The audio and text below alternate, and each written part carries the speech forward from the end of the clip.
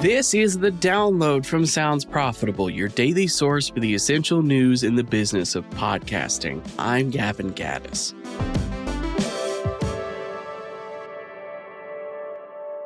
Here's what you need to know for today, Wednesday, April 16th. First up, the Advertising Landscape, Part 1, Reach by Tom Webster.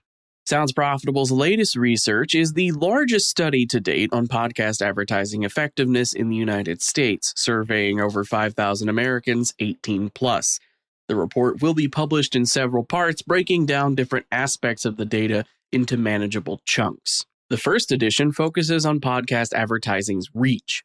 Key findings include 31% of Americans 18 plus being monthly consumers of ad-supported podcasting, which thus means a substantive portion of the monthly podcast audience does not perceive that their podcast has ads. The report and a recording of Tom Webster's webinar debuting the report are available now on soundsprofitable.com. Link in the show notes as always.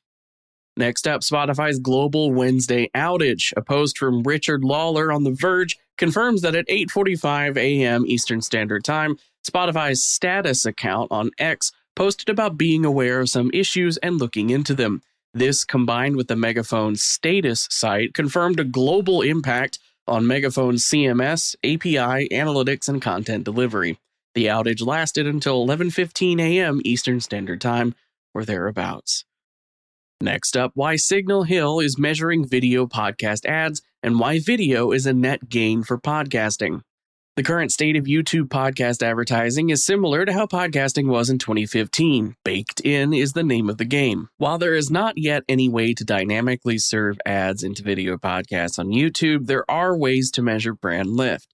Signal Hill Insights has spent a year piloting measurement on embedded YouTube podcast ads, and their findings of the test include the sentiment that host-read video podcast ads share the same benefits as audio host-read ads.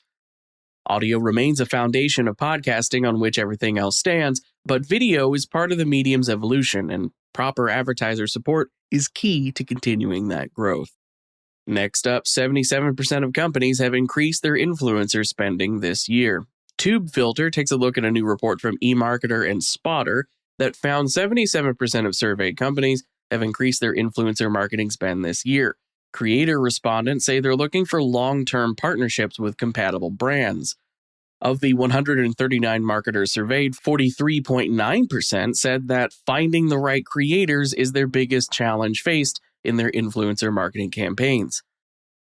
Finding long-term creator partnerships is the emerging creator marketing tactic right now, according to 37.4% of respondents. Podcasting serves as the template for that, with many long-term brand partnerships working so well, they're indelibly linked to that podcast. Just try discussing Serial Season 1 without MailChimp coming up. For a final top story, The Gauge. March Madness lifts cable, streaming competition grows as seasonal trends take effect. Nielsen data showing how TV performed last month. While time spent viewing TV in March was down 6% compared to February, likely due to seasonal shifts, streaming kept on trucking. 43.8% of TV usage in March was streaming content. Max charted the highest month-over-month increase among streaming services and increased 6% in March, largely attributed to the strength of The White Lotus reaching the end of Season 3. Time will tell if the viral success of The Pit and the return of The Last of Us with Season 2 will move that needle even more for Max. Regardless, the March data shows something increasingly relevant to podcasters as well as TV overall. The power of live content, live in quotes there.